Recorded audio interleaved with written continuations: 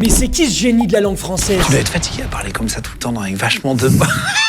Il est de partout en ce moment, c'est le Fabrice Lucchini de notre génération. Si vous ne m'aimez pas, je m'en sortirai. Il s'appelle Raphaël Quenard. Il est en train de mettre tout le monde d'accord grâce à son éloquence hors du commun. Cette façon de parler, cet accent, ce phrasé très particulier. Cet accent, cette diction. Moi, ce que j'apprécie tout particulièrement, c'est la contradiction de son personnage et de sa voix un peu street qu'il arrive à mélanger avec des mots que personne n'utilise dans le langage courant. Moi, je t'avoue, je m'en rends pas compte. Par exemple, lui, au lieu de dire tout simplement « attention, on va se faire bannir », il va dire faut qu'on garde les cadres de la convenance, c'est quand même sur l'internet. Tout à fait. Et les garants de cet espace sont assez méticuleux. Si vous remarquez bien, il complexifie chaque phrase avec plein de synonymes. Et surtout, il arrive jamais à terminer ses phrases. Parce qu'il rajoute toujours des mots de liaison qui le font redévelopper ce qu'il dit. Regardez cet exemple où il arrive pas à s'arrêter. Parfois, t'es obligé d'essayer de prendre quand même des petites tangentes. Quand tu vois que le journaliste, plutôt que de bienveillance, il est armé d'un fusil à lunettes pointé sur toi et qu'il a envie de s'abandonner à un croc en jambe pour devoir te vautrer. Je mets encore plein de petits exemples d'interviews qui m'ont marqué pour vous capter bien le personnage. Nous n'en sommes qu'au balbutiement.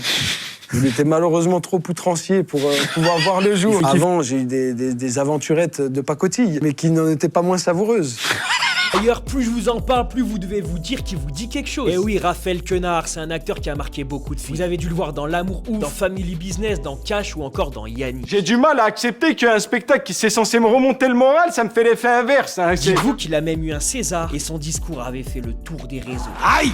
Il avait donné la force aux agriculteurs d'une manière incroyable. En tant que petit-fils de paysan, je voudrais dire une chose, c'est que la culture, comme tout le reste, elle dépend et elle n'est rien sans l'agriculture. Allez César et vive mes amis d'enfance! Même sa vie perso, c'est un film. Il a un master en chimie, il a été assistant parlementaire et c'est le plus grand fan de Jul de toute la Terre. Moi, c'est le seul artiste pour lequel je serais prêt à me déplacer, à changer de pays, à prendre l'avion pour aller rendre hommage. Tellement c'est inconsidérable la somme des instants de plaisir qu'il m'a donné. Mais surtout, Raphaël Quenard, c'est aussi des théories incroyables et des visions de fou sur la vie. Écoutez quand il développe sur l'argent. J'attends de l'argent qu'il me rassure sur la possibilité de tout abandonner. Un jour, en cas de burn-out... Par exemple, écoutez ce passage quand il dit que parfois, quand on répond à une question à quelqu'un, en fait, on pense pas du tout ce qu'on dit. On est juste en train d'essayer de s'en sortir. La plupart du temps, je ne sais pas quoi penser. Bon, j'essaye de tricoter une phrase avec un tant soit peu de sens ou...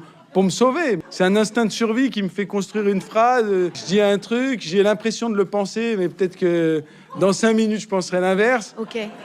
C'est la vérité. Bref, il y aurait encore tellement de choses à dire. Mais alors, vous en pensez quoi de Raphaël Quenard ?